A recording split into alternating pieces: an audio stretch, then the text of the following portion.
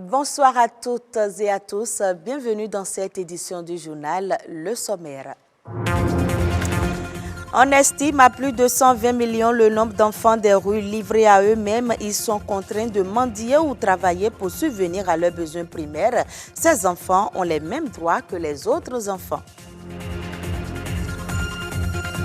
Quand on fume le tabac, on ne se fait pas du bien à son organisme. Plusieurs organes en souffrent, à commencer par les poumons. Tabac et santé pulmonaire, on en parle dans ce journal. Et puis on revisite le code de la route, on s'intéresse aux panneaux de signalisation. Ils sont installés pour guider les usagers dans leur déplacement et les prévenir de tout danger routier, mais peu leur accordent une importance.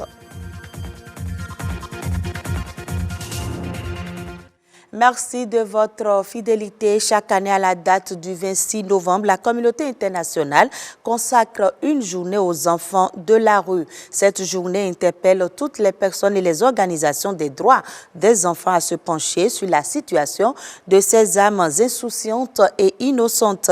En Afrique, comme partout ailleurs dans le monde, les enfants de la rue vivent des situations physiques, psychiques et morales. Focus sur la situation des enfants de la rue dans ce commentaire signé Patrick Adjagbodjou. Dans tous les coins du monde entier, des millions d'enfants vivent et travaillent dans la rue. Nombre d'entre eux sont abandonnés ou orphelins. Ces âmes innocentes sont livrées à elles-mêmes. Très peu ont accès à l'éducation. Souvent, ils sont obligés de mendier afin de pouvoir manger. La rue est l'endroit qui les accueille, une fois la nuit tombée. Ils dorment à la belle étoile. Vulnérables, ces enfants sont victimes des aléas du froid, de la pluie et de la faim. Fréquemment, ils vivent dans les décharges publiques, les gares ou sous les ponts des grandes villes du monde. Les enfants en situation de rue, aussi appelés enfants des rues, sont regroupés en 3 catégories. Il y a les enfants qui errent dans la rue en journée et rentrent dormir en famille le soir. Aussi, y a-t-il des enfants qui vivent en permanence dans la rue, de jour comme de nuit. Ils n'ont aucun contact avec leur famille. Il en existe qui fuient leur maison pour une maltraitance quelconque en milieu familial. Marginalisés, les enfants en situation de rue subissent l'incompréhension et l'animosité de la population. Cela renforce leur vulnérabilité et s'ajoute aux violences dont ils sont objets au quotidien. Les enfants de la rue sont vulnérables à la violence, à l'exploitation, à la toxicomanie, au VIH-Sida et à d'autres risques graves pour la santé, susceptibles de mettre en péril leur vie. Les causes du phénomène enfants de la rue sont parfois la dislocation des foyers, la pauvreté, la guerre, l'irresponsabilité des parents, la polygamie. Ce 26 novembre, chaque personne est appelée à réfléchir sur la vie des enfants de la rue et à poser des actes concrets pour un monde sans enfants abandonnés. Santé à présent, le tabac nuit gravement à la santé. Tout le monde a une fois entendu cette phrase. Sa récurrence traduit l'importance que les Nations Unies accordent à la santé humaine. L'OMS s'est penchée cette année sur la santé pulmonaire pour sensibiliser aux effets nocifs du tabac pour la santé. L'organisation estime que d'ici 2020, le tabac sera la principale cause de décès et d'incapacité avec plus de 10 millions de victimes par an. Baudelaire continue. Le tabac nuit gravement à la santé et continue de faire un nombre important de victimes.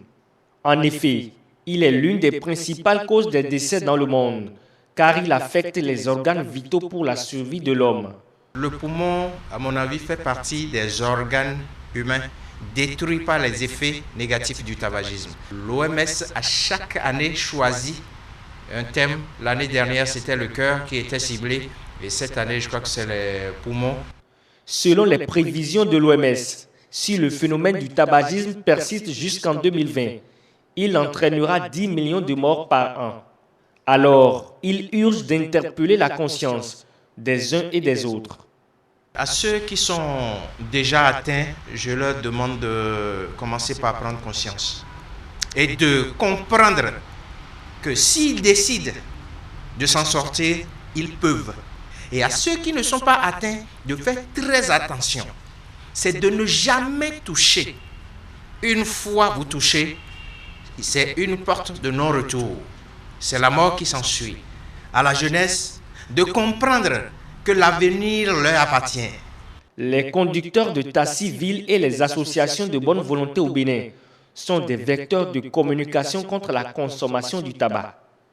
Ils entendent multiplier leurs efforts pour apporter leur pierre à l'édifice et plaident pour l'apport des pouvoirs publics. Quand vous entrez dans un taxi, la première des choses qui vous frappe, c'est défense. Il est formellement interdit de fumer et de parler au chauffeur.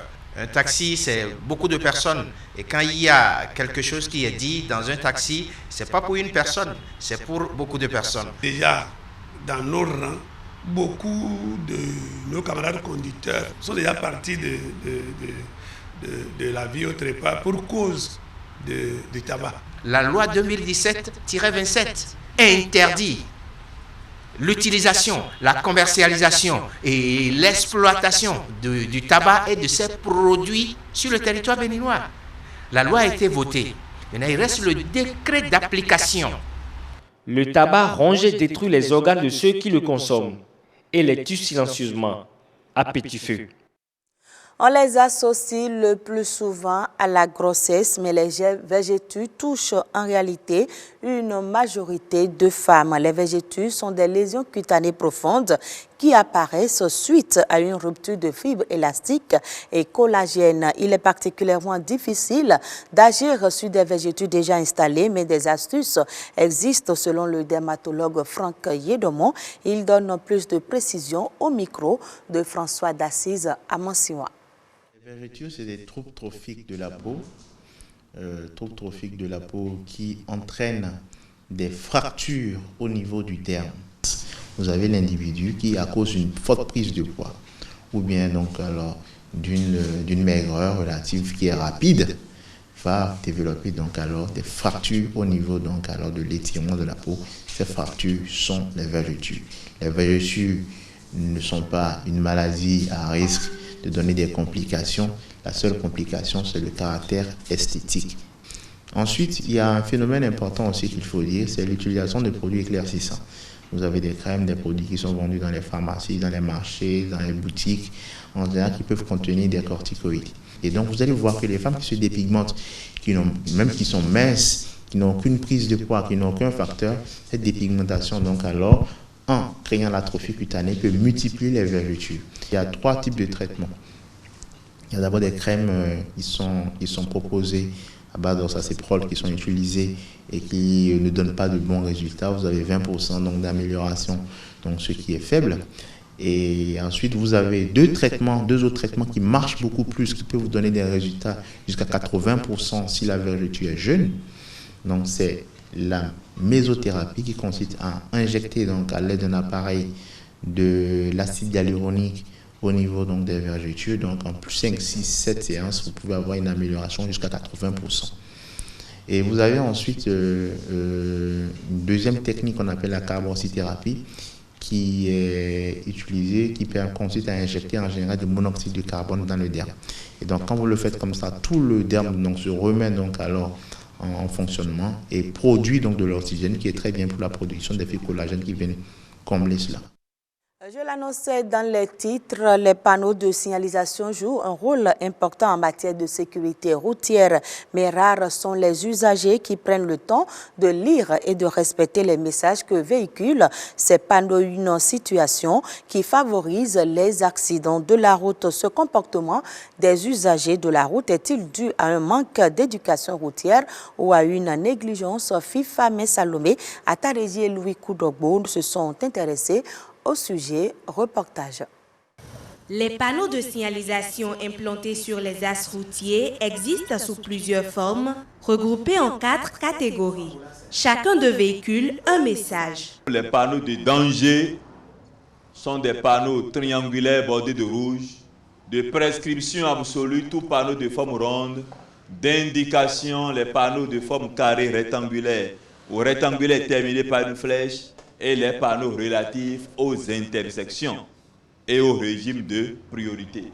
Cependant, nombreux sont les usagers de la route qui ne prêtent aucune attention à la présence de ces panneaux de signalisation.